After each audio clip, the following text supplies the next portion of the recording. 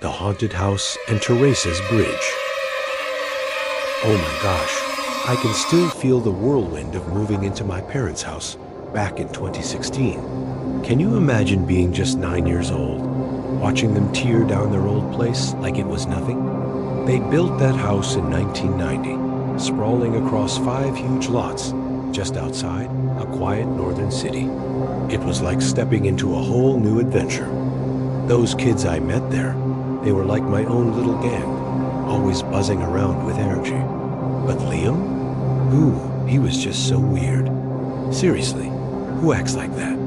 I couldn't stand him, didn't even want to see his face, but we were stuck in the same classes. So there he was, popping up like a bad dream. He had this creepy way of showing up at my house. No warning, no text, nothing. I'd be in my room, lost in a video game with epic battles and flashing lights, and boom, there he was, lounging like he owned the place. One time, I stepped out for a second, came back, and there he was, hogging my controller, playing my game. Can you believe the nerve?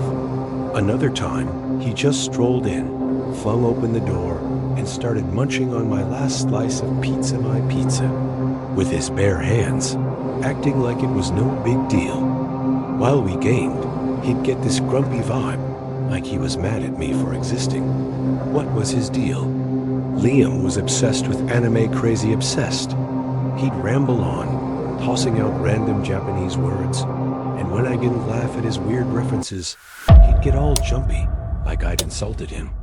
Sometimes he'd stare right into my eyes, and I swear, it was like he was picturing something dark and twisted. One time, he chased me with a stack of window panes. Can you even imagine?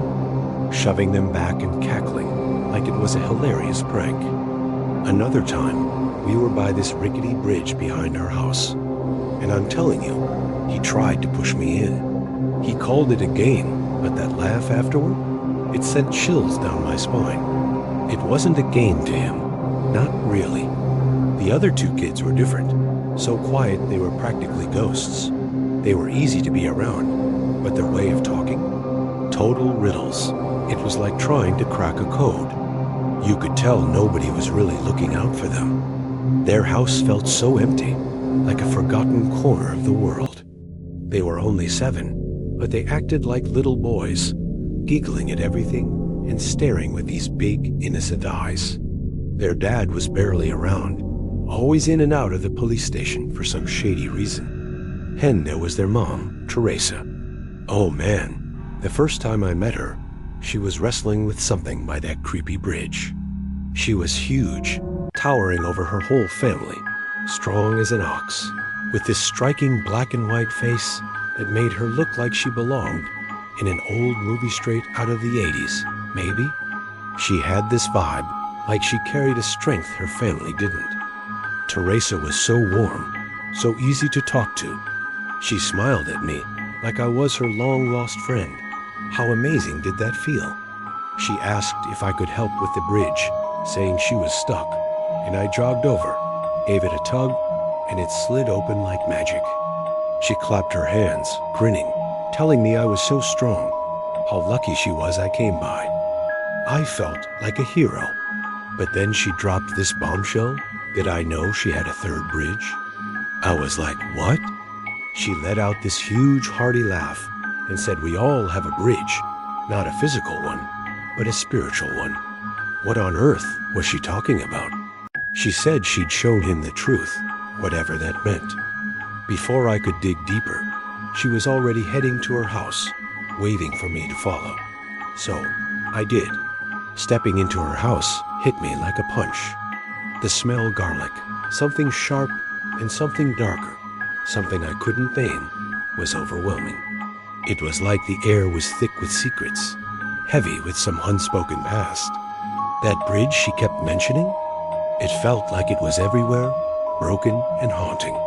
I didn't wait for answers, I ran. In 2019, everything fell apart. Agnes, one of the family, had a mental breakdown and died right there in the house, tearing herself apart in the living room in front of those poor kids. Can you imagine the horror? I heard it all, and it shook me to my core. There was this weird opportunity in a village of baptized women on the city's edge, where the family was reeling from mental attacks, totally lost. A man I'd never met sat in their second living room, laughing so hard it was like he wasn't himself. Their faces were so cold, so serious, it felt like the start of something awful. All those little things I couldn't make sense of, the strange behaviors, the creeping fears, they started piling up. Eventually, the whole family just disappeared.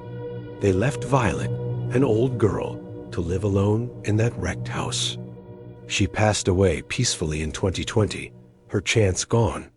A few months later, my teacher, Mrs. S., and her husband bought the place.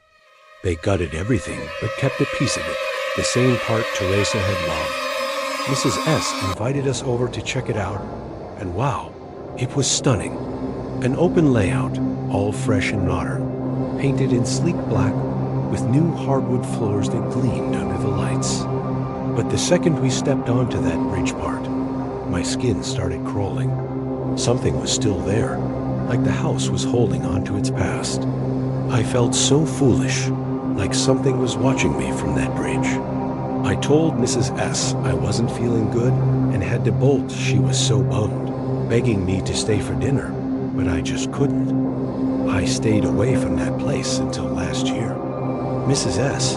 asked me to babysit her daughter while they were out of town for a week. Easy money, right? I thought, sure, why not?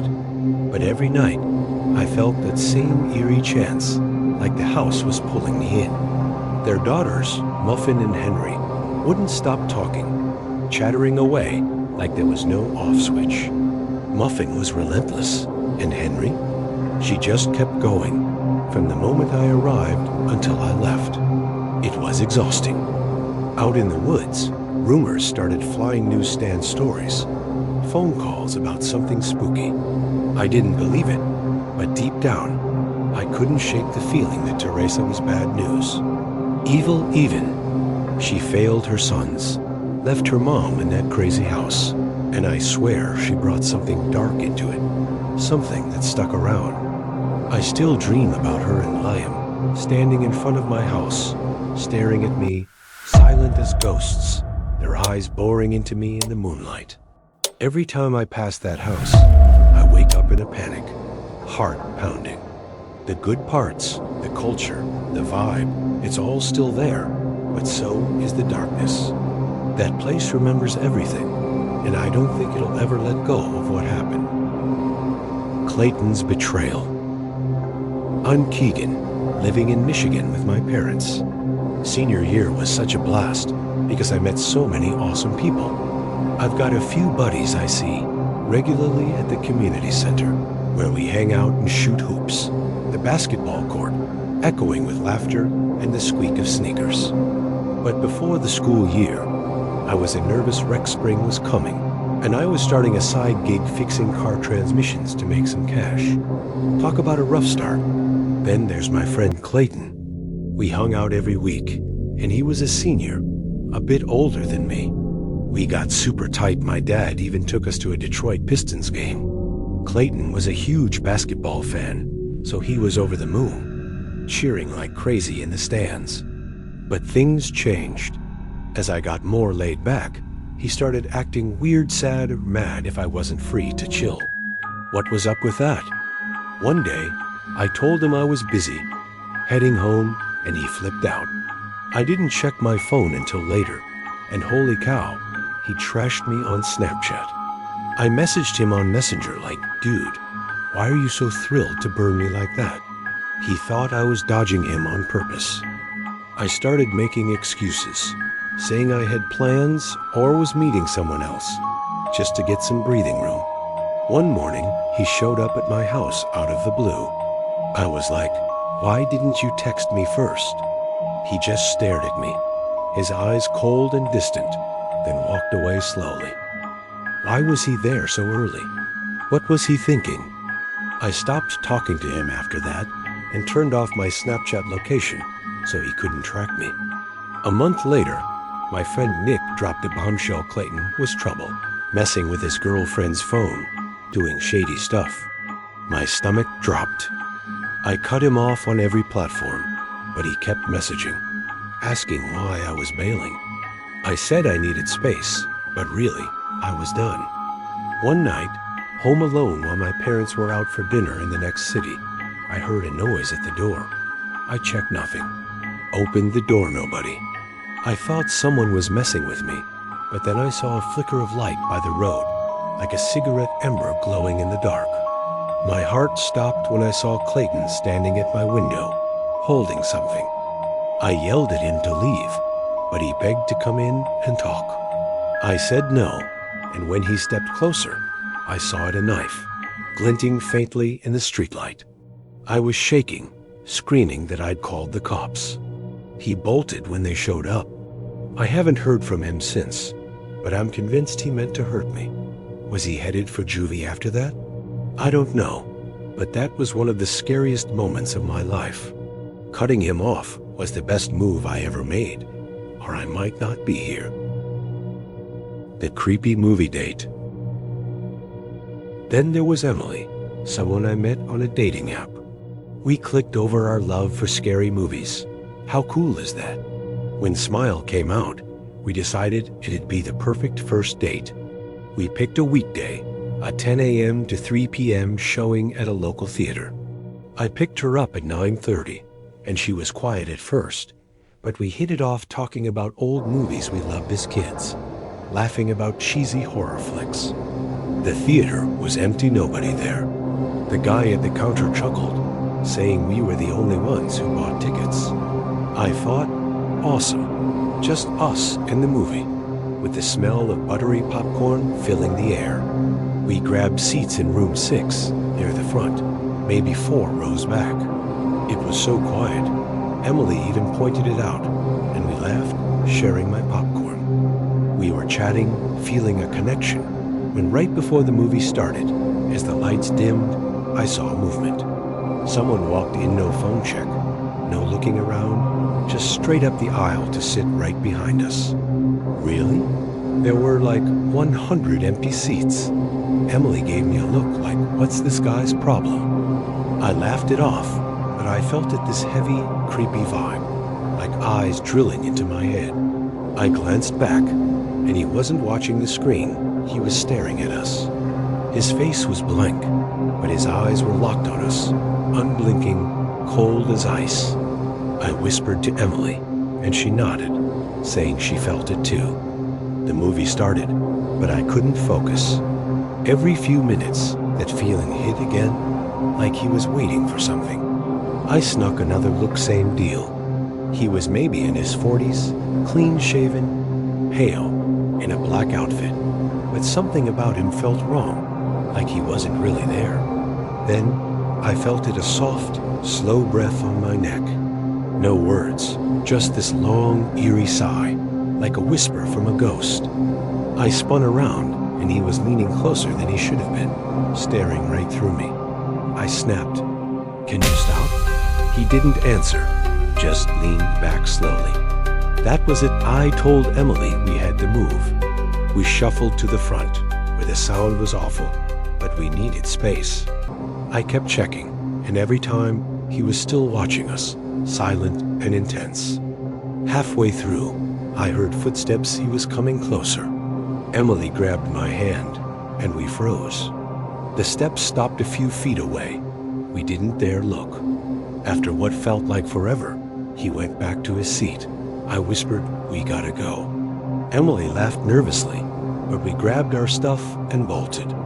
As we left, I glanced back. He was standing in the aisle, still staring, not moving, like a statue in the flickering light. We told a worker something was wrong, and Emily was crying, begging for someone to walk us to the car. A woman escorted us, and thank God, he didn't follow, at least, not that we saw. But that night, I couldn't shake the fear he'd track us down, maybe even find Emily's place. Weeks later, I learned the theater couldn't do anything about him. Emily and I talked a bit after, but we never met again. The whole thing was too much. I haven't been back to that theater since, and I wonder, how many others felt that same terror. Join us at Late Night Stories for a nightly dose of horror that'll keep you up past midnight. Follow our channel now for exclusive tailies, eerie updates, and a community of fellow Fright fans. Hit that follow button and dive into the darkness. New stories await every night.